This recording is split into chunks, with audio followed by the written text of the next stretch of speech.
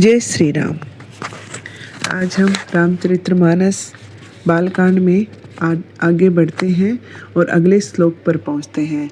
बरस सहस दस त्यागे सोहू, ठाडे रहे एक पद दोहू, विधि हरि हर तप देखी अपारा, मनु समीप आए बहुबारा। 10,000 वर्षों तक उन्होंने वायु का आधार भी छोड़ दिया। दोनों मनु और शत्रुपा एक पैर से खड़े रहे। उनके अपार तप को देखकर ब्रह्मा, विष्णु और शिव जी कई बार मनु जी के पास आए। मांगहु बर बहु भांति लोभाए, परम धीर नहीं चल ही चलाए। अस्थि मात्र होई रहे शरीरा, तदहि मनाग मन ही नहीं पीरा। बहुत प्रकार से उन्होंने लालच दिया कि कुछ वर मांगो, पर वे परम धैर्यवान राजा रानी अपने तप से किसी के डिगाए नहीं डिगे। यद्यपि शरीर में केवल हड्डी रह गई, फिर भी उनके मन में थोड़ी भी पीड़ा नहीं हुई। प्रभु सर्वज्ञ दास निज जानी, गति अन्य तापस नृपरानी। मांगू मांगू बहु बेनब्बानी, परम गंभीर कृपामृत सानी। सबके हृदय की बात जानने वाले प्रभु ने अन्यन गति आश्रय वाले तपस्वी राजा रानी को अपना दास जाना। तब परम गंभीर और कृपा रूपी अमृत से सनी हुई आकाशवाणी हुई कि वर मांगो वर मांगो। मर्तक कजी आवनी गिरा सुहाई, सर्वन रंध्र होई और जब आई। हष्ट पुष्ट तनु भय सुहाई, मानू अभय भवन में ताई। जब मुर्दे को भी जिला देने वाली यह सुंदर वाणी कानों के छेदों से होकर हृदय में आई, तब राजा रानी के शरीर ऐसे सुंदर और हष्ट-पुष्ट हो गए मानो वे अभी अभी घर से चले आ रहे हैं। कानों से अमृत समान वचन सुनते ही उनका शरीर पुलकित और प्रफुल्लित हो गया। तब मनु जी और शत्रुपा जी दंडवत करके बोले। उनके हृदय से में प्रेम समाता न था। सुनो सेवक सुरतहु सुरतेनु, विधि हरि हर बंदित परद्रेनु। सेवत सुलभ सकल सुखदायक, परनत पाल सचराचर नायक। सेवकों के कल्पवृक्ष और कामधेनु, सुनिए आपकी चरण रज की वंदना ब्रह्मा, विष्णु और शिव जी भी करते हैं। आप सेवा करने में सुलभ हैं तथा सब सुखों को देने वाले हैं। आप शरणागत के रक्षक हैं और जड़ चेतन के स्वामी हैं। जो अनाथ हित हम पर नेहु, तो प्रसन्न होई ये बर देहु। जो स्वरूप बस सिमवन माही, जेहि कारण मुनि जतन कराही। हे अनाथों का कल्याण करने वाले, यदि हम लोगों पर आपका स्नेह है तो प्रसन्न होकर यह वर दीजिए कि आपका जो स्वरूप शिव जी के मन में बसता है और जिसके लिए मुनि लोग यत्न करते हैं। जो भुसुंडी मन मानस हंसा, सगुन अगुन जेहि निगम प्रशंसा। देखी हम स्वरूप बरिलोचन, कृपा करहु परतारन त्रिमोचन।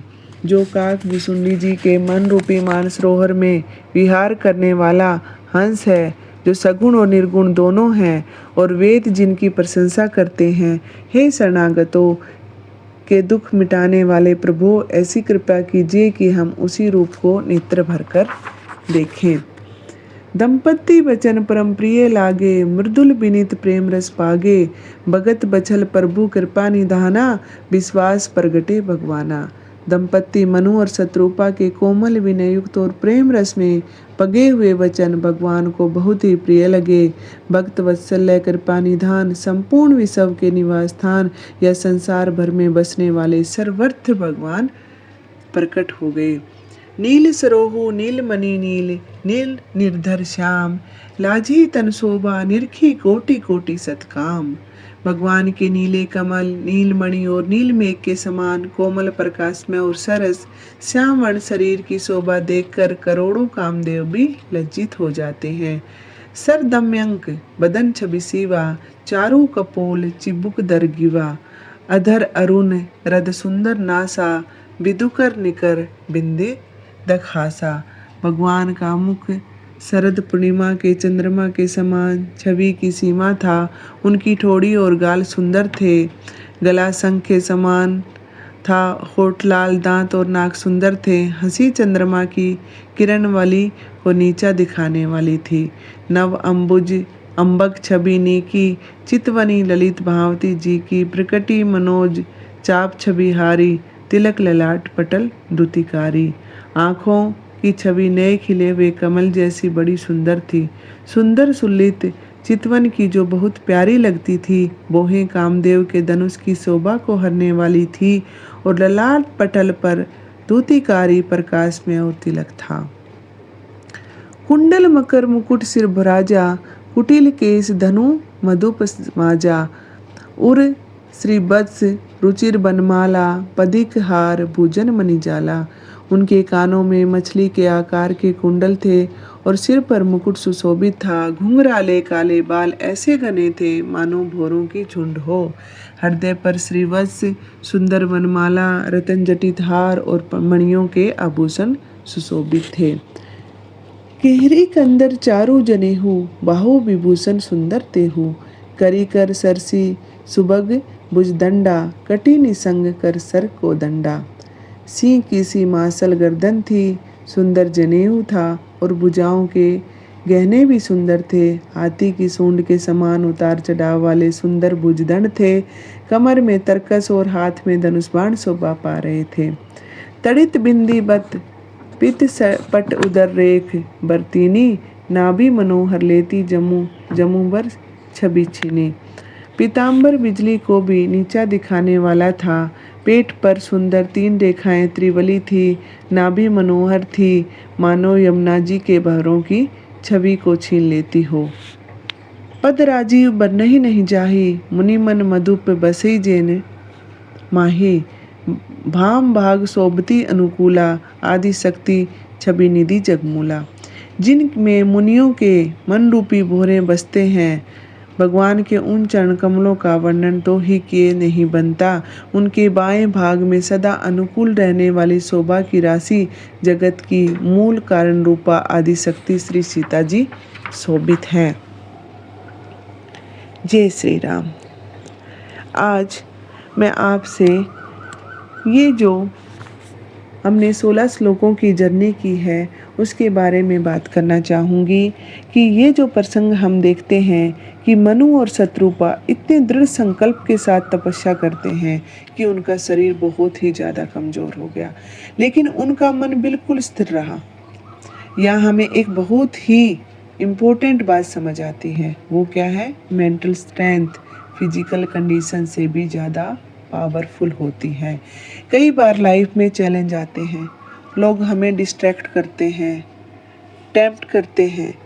जैसे यहाँ उन्हें बार बार कहा गया वर मांग लो, लेकिन उन्होंने अपने लक्ष्य से समझौता नहीं किया। यह हमें सिखाता है अगर गोल क्लियर है तो डिस्ट्रैक्शन हमें हिला नहीं सकते। फिर एक मोमेंट आता है कि जब उन्हें भीतर से एक आवाज़ सुनाई देती है, मांगो क्या चाहते हो। तो साइकोलॉजी में इसे हम कहते हैं इनर कॉलिंग। जब व्यक्ति पूरी सिंसियरिटी और डेडिकेशन से किसी चीज़ में लगा रहता है तो उसे अपने अंदर से क्लैरिटी मिल जाती है, और जैसे ही वह डिवाइन वॉइस उसके अंदर प्रवेश करती है तो उसका शरीर फिर से एनर्जेटिक और स्ट्रॉन्ग हो जाता है। इसका सीधा सा मतलब यही है कि जब माइंड पॉजिटिव और फुलफिल्ड होता है तो उसका असर हमेशा बॉडी पर दिखता ही है। इसके बाद से वह बहुत विनम्रता से भगवान से प्रार्थना करते हैं कि जहाँ एक बहुत ब्यूटीफुल साइकोलॉजिकल पॉइंट है, ट्रू स्ट्रेंथ हमेशा ह्यूमिलिटी के साथ आती है, ईगो के साथ कभी ट्रू स्ट्रेंथ नहीं आती। और अंत में भगवान का जो सुंदर स्वरूप वर्णन किया गया है वह सिर्फ फिजिकल ब्यूटी नहीं है, बल्कि ये हमारे आइडियल सेल्फ या रिप्रेजेंटेशन है। हम सब के अंदर एक परफेक्ट इमेज होती है, जैसे शांति, प्रेम, संतुलन, सुंदरता की, और वही भगवान का स्वरूप है। तो अगर हम इसे एक सिंपल शब्दों में कहना चाहें तो जब इंसान धैर्य, स्पष्ट लक्ष्य और विनम्रता के साथ जीवन जीता है तो अपने हाईएस्ट वर्जन तक वो हमेशा ही पहुंच जाता है। धन्यवाद। जय श्री राम। और आशा करती हूँ मैं कि ये 16 श्लोक आपको बहुत ही अच्छे से समझ में आए होंगे। जय श्री राम।